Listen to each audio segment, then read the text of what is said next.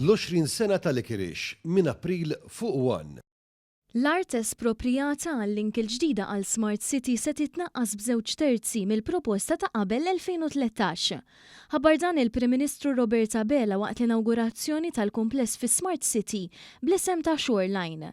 Ix-xogħlijiet fuq dan il-kumpless ta' xiri twettqu fl-aħħar sentejn. Dan qed jospita 44 ħanut fosthom dawk tal-ħwejjeġ ta' ditti magħrufa, flimkien ma' postijiet ta' divertiment, ristoranti varji, supermarket u spiżerija. Il-kumpless jinkludi franchise internazzjonali ta' divertiment tal-familja kollha, fejn tfal u żgħażagħ ta' kull età jsibu dak kollu li jixtiequ, bħal lob virtwali kif ukoll attivitajiet oħrajn u avventuri. Kif inawgura dan il-kumpless mill-isbaħ il-ġimgħa filgħaxija l-Prim Ministru tenna kif dan l-investiment ma ssitx jiexet il-fiduċja tal-investituri f'pajjiżna u l-ekonomija tiegħu.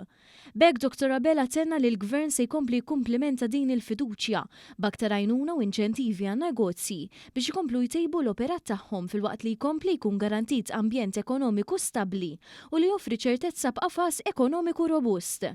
Madankollu l-Prim Ministru Robert Abela rimarka kif kruċjali għal dan infrastruttura b'saħħitha li twassal għal aktar aċċessibilità u li tgħin issostni l-investiment u l-kwalità tal-ħajja. Fil-fatt kien hawn li l-Prim Ministru semma l-link ġdida permezz ta' triq lejn Smart City bħala eżempju. Dwar dan Dr. Abela spjega li l-Gvern se jkun qed inaqqas l-art esproprijata b'żewġ terzi mill-proposta li kienet saret qabel l-2013 biex ikun jista' jagħmel din l-istess triq. Fil-pjani ta' qabel l-2013 kienu qed jiġu esproprijati 28,000 metru kwadru ta' art. Iżda fil-pjani l-ġodda tissa se jkun hemm bżonn ma' 80% inqas proprjetà ta' terzi li ħafna minnha hija art agrikola.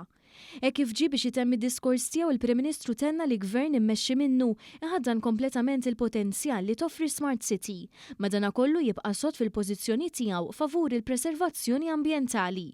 Dr. Abela fakkar fl-impenn u determinazzjoni tal-Gvern li jitrasforma n-nofsinhar tal-pajjiż f'reġjun aktar imfittex mill-familji Maltin u Għawċin biex joħloq ambjent dinamiku li jiġbor fih il-prinċipju tas-sostenibilità, il-progress u l-kultura rikka li joffri pajjiżna.